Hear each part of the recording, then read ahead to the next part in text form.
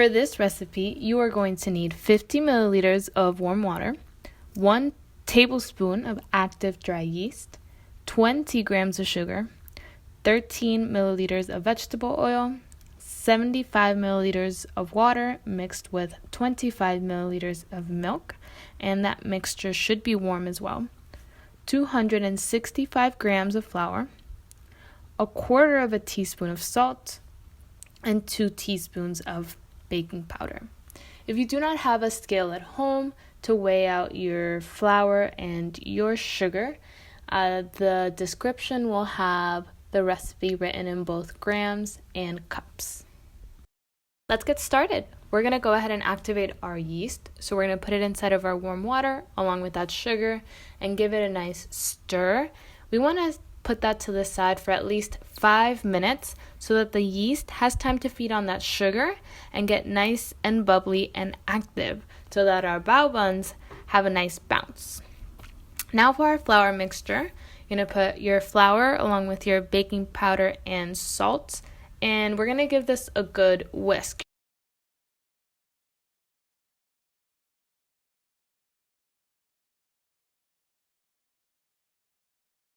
To the flour mixture, you're going to add your active yeast. You're going to give that a nice stir, incorporate it as much as possible, and then we're going to start adding our milk and water mixture little by little. Again, trying to stir and combine everything as much as possible after every pour. Now, you might not have to add all of your milk mixture to your dough. This is kind of one of those things that depends on the day, the brand of flour that you use. So you can even use your hands to feel the dough. I actually recommend that.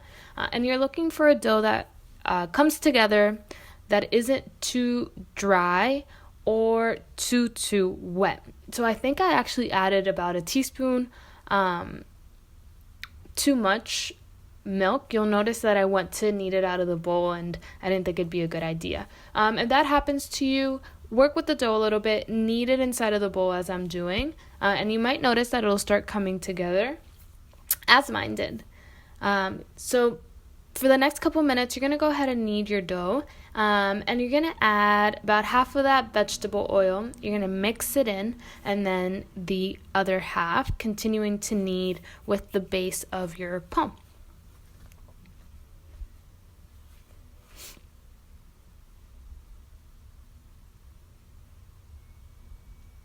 Now that my dough started coming together and I didn't feel like it was going to stick all over my counter, I went ahead and started kneading it on the counter. I didn't have to put any flour down or anything like that to prevent it from sticking. And I actually went ahead and kneaded this for about 5 minutes, trying to get a homogeneous dough that was a little elastic.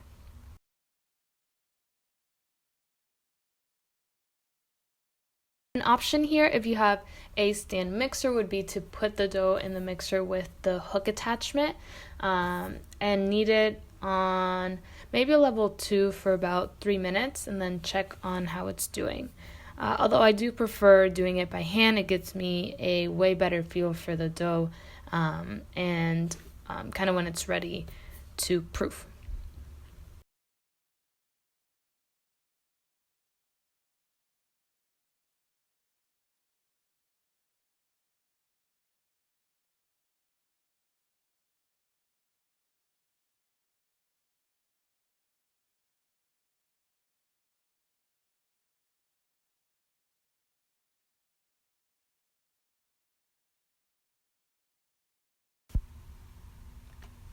Once your dough starts looking uniform and smooth and it's not sticking to your hands, you're going to go ahead and shape it into a ball so that we can place it in our bowl to proof. You are going to place a damp tea towel over it and put it in a warm place to proof for about an hour and a half. Once your dough is done proving, it will have doubled in size.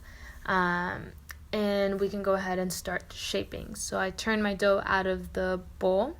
There's not much handling that should happen at this stage. I'm trying to just make it into a nice rectangle so that I can cut 8 even pieces out of this dough. So I'm going to get 8 baos out of this recipe.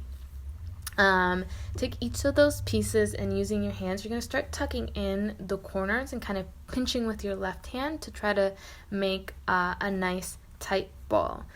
This is a technique that I'm not very good at yet, and so please excuse if they don't look perfect.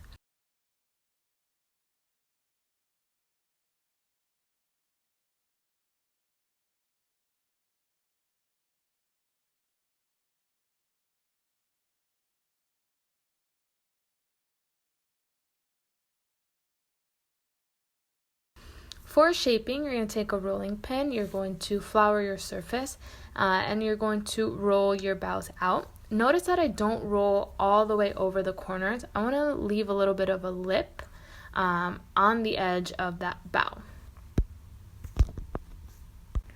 So technically you're supposed to use a chopstick for this part, but I didn't have one, so I kind of cleaned the pen and used that. You're going to go ahead and place your chopstick if you have it, or pen if not, in the center of your rolled out dough, and you're going to fold it over like a book and slide the pen out of the side. You have shaped your bao buns, and now they are ready to steam. You're going to go ahead and steam your baos for 8 to 10 minutes. They're going to get nice and big and fluffy like these. And once they're done, you can fill them with whatever you'd like. I chose an Asian marinated chicken with a cabbage and carrot coleslaw today. I hope you enjoyed. Buen provecho.